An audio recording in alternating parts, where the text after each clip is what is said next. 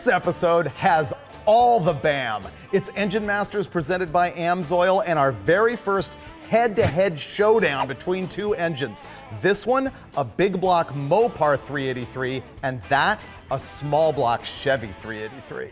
Now, when you're doing a shootout like this, you really need to eliminate as many variables as possible so that you've got a fair fight. So as I'm going through the tech specs on this Chevy 383, I'm going to tell you about some of the components that are going to be the same on the Mopar as they are on the Chevy, starting with this carburetor.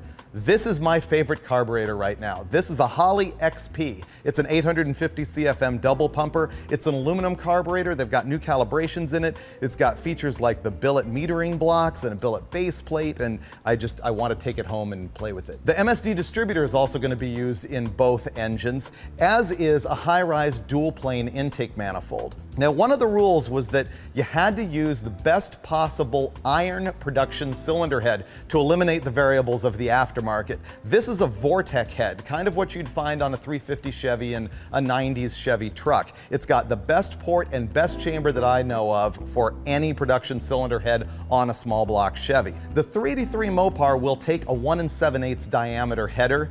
The small block Chevy can't accept that bolt pattern without an adapter. So what this is a 1 3/4 to 1 7/8 inch stepped header. Getting into the short block, let's talk about the camshaft. Both of them are running the same Extreme Energy Comp Cams hydraulic roller. They are a 230, 236 at 50 grind. This one has 510, 520 lift and a 110 lobe separation angle. The compression ratio on both these engines is 9.6 to 1, and now we start getting into a little bit of a difference. The Chevy 383 is a stroker motor, which means that the crankshaft stroke is longer than stock. This is a 350 block with a 4.04 inch bore, and the stroke is 3.75 inch. The last thing that you need to know is that this is actually a Blueprint Engines crate motor. You can buy this long block with the intake manifold for $36.95 at blueprintengines.com. It has a 30-month 50,000 mile warranty, which is pretty impressive. They advertise this at 420 horsepower and 440 pound-feet of torque, but we're gonna find out if that's true right now. Ready for your AMSOIL education. The first thing that we're gonna do is break in both of these things with AMSOIL break-in oil.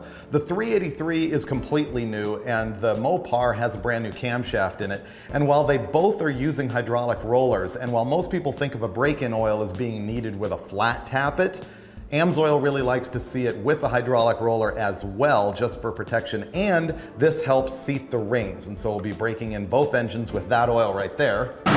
Then we're going to be running them both with the same oil. Oil can really affect horsepower, whether it's because of a viscosity difference, like if you're looking at a 5 weight versus a 40 weight, or if you're looking at a dinosaur oil versus a synthetic, and of course all the AMSOIL stuff is synthetic. What we're using here is the 10W40, and this also has quite a bit of zinc in it for the long run.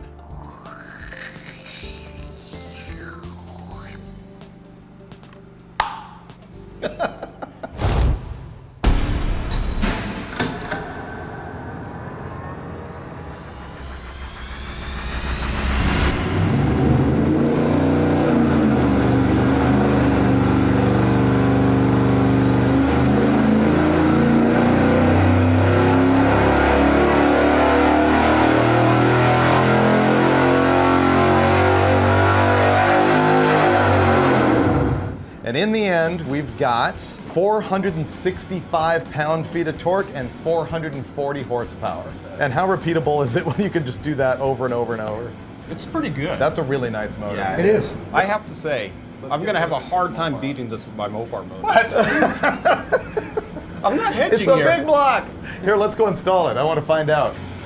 Man, Blueprint Engines over-delivered as usual with that Chevy 383. That thing made good power, and this poor Mopar has an uphill battle. It's clearly the underdog in this fight, and this thing was built at home by Steve Dulcich literally at 2 o'clock in the morning just days ago. Let's go through the specs on this thing again. Same carburetor as the 383 Chevy, that 850 Holly XP. Same MSD ignition. This is an Edelbrock RPM dual plane intake manifold like the high-rise on the other one. This is 9.6 to 1, just like the Chevy. This engine has the same comp cams 230, 236 duration hydraulic roller as the Chevy, but the Mopar grind has a little bit more lift. It's 0.541 inches on the intake and 0.537 on the exhaust. Now the bore and stroke on the 383 here is wildly different than it is on the Chevy. And so what makes up the displacement? The bore. This thing has a factory bore of 4,250, and this thing is 60 over, making it 4.310 inches.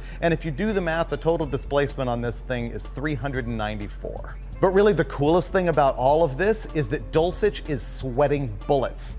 He seriously wants this garbage to win. Let's go find out if we're gonna make his dreams come true or squash him like a roach.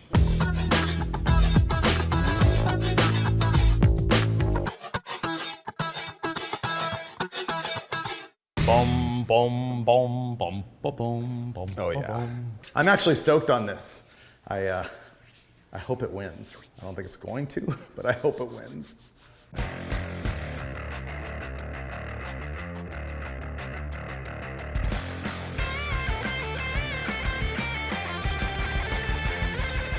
Here's why I think this thing actually has a fighting chance, okay? I gotta hear this one. Okay, so it's 10 more cubic inches. It has a taller deck height, so the intake manifold is bigger for more plenum volume or more volume, and has longer runners so it stands to make more torque. And the under chassis header design is a longer tube, so it stands to make more torque. So I think that's why it has potential, and if it doesn't win, it's Dulcich's fault. Why is it my fault? Because then you did something to overcome all those advantages and lose anyway.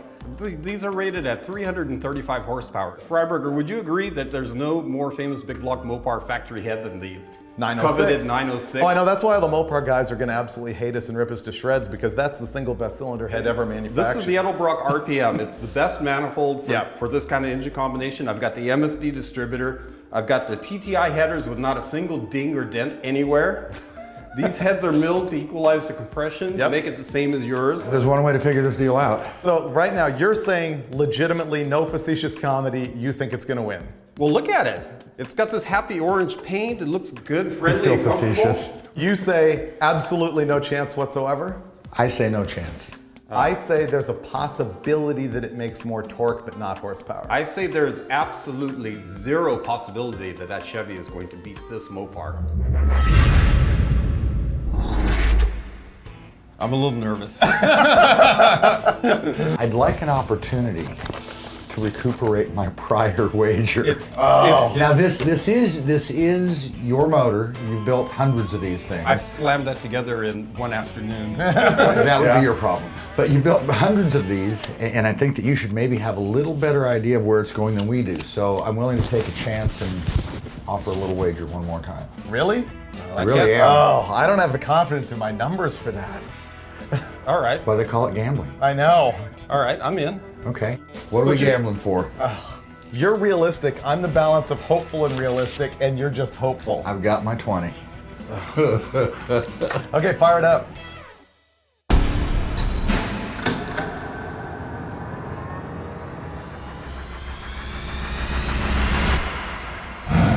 There you go. Now.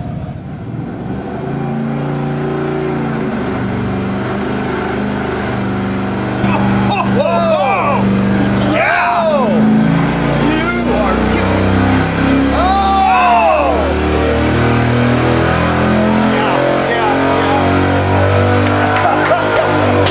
That was awesome! Did you see the torque on that Did you see baby? that thing run? The incoming torque. Cool! It was Wow. huge! Wow. Here's what just happened. That was the very first dyno pull that we made with the 383 Mopar, and it was a legit nail biter. I didn't know what was gonna happen. We were all guessing. Dulcich had high hopes, but look at this.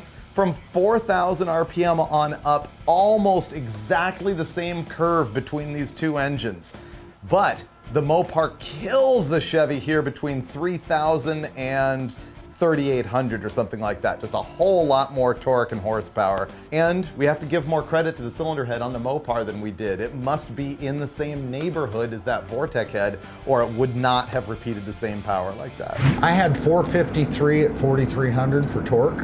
Okay. And 427 at 5,500 for power.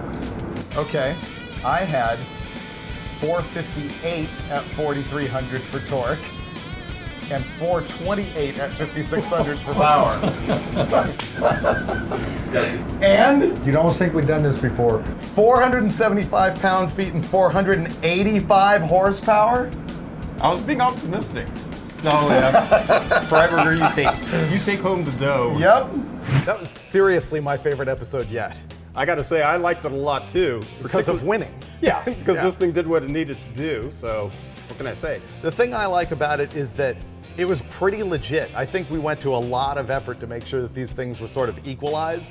And what are people going to rip us apart on the internet about on this? Well, I don't know. All I know is I had no idea how it was going to play out until it actually happened in the cell. Oh, I know. And it couldn't have turned out any better for me because this was an unknown quantity until we tested it. Yeah, this was really predictable. Yeah. I mean, Blueprint knows what it does. We kind of knew what was going to happen, but that was the wild card, and you dominated. It was pretty cool. I literally slammed that thing together till 2 o'clock in the morning until the night we had to be here the next day. Oh, I know.